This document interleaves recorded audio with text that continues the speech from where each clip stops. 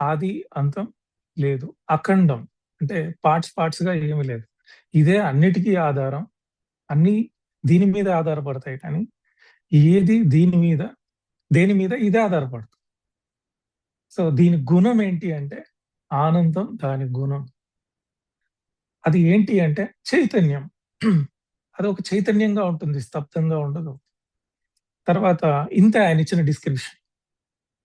దీన్ని దీంట్లో నుంచి ఏమేం పుట్టాయి? క్రియేషన్ ఎలా జరిగింది చెప్పాడు.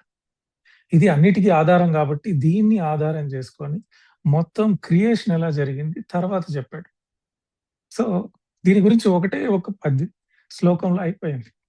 అసలు శివుడు గూడా దీన్ని ఎట్లా డిస్క్రైబ్ చేశాడు అంటే చైతన్యం ఆత్మ అన్నాడు. అంతే ఒకటే స్టేట్‌మెంట్.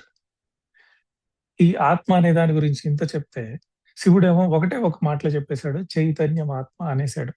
బుద్ధుడేం చెప్పాడంటే దాన్ని ధమ్మం అన్నాడు అంతే.